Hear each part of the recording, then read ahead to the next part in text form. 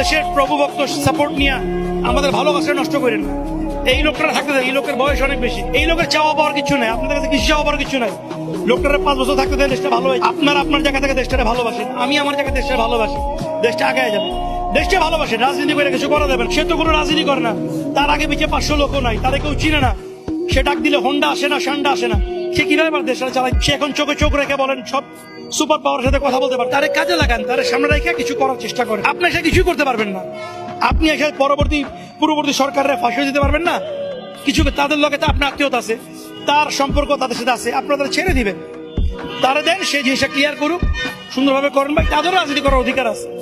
যারা আগে ভুল করে তাদেরকে সুযোগ দেন, তারাও মানুষ, তারা ভুল করছে, তাদের রাজনীতি করার অধিকার আছে, তারাও করবে, ভুল সবাই করে।